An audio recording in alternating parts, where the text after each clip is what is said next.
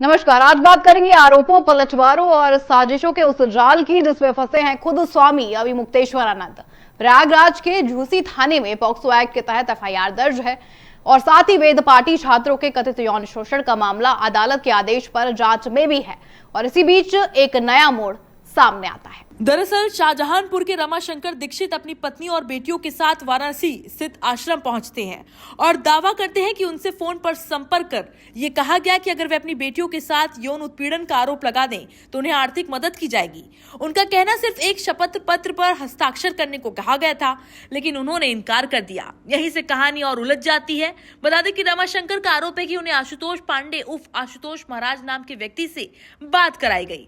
दूसरी तरफ शंकराचार्य का कहना है कि ये उनके खिलाफ रचा जा रहा एक बड़ा षड्यंत्र है, उन्हें बदनाम करने और कानूनी जाल में फंसाने की कोशिश हो रही है। उन्होंने यह तक कह दिया कि अगर कोई सीडी या फिर कोई ठोस सबूत है तो उसे सार्वजनिक किया जाए। मामला यही नहीं रुकता, इसमें राजनीतिक भी जुड़ जाती है। अखिलेश यादव के बयान का हवाला देते हुए शंकराचार्य ने बीजेपी और खासकर योगी आदित्यनाथ के कार्यकाल पर भी सवाल खड़े कर दिए हैं।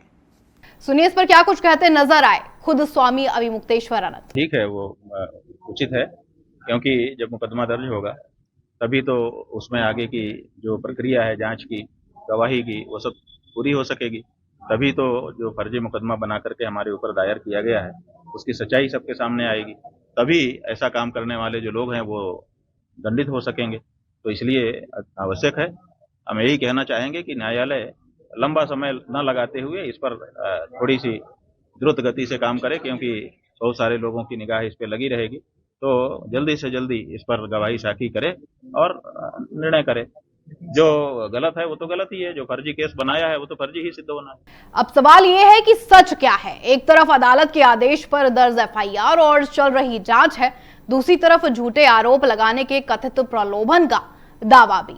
ऐसे मामलों में सबसे बड़ा असर आस्था और विश्वास पर पड़ता है। अगर आरोप सही साबित हो जाते हैं तो सख्त कार्रवाई जरूरी है और अगर झूठे होते हैं तो ये किसी की प्रतिष्ठा से सीधा खिलवाड़ भी है।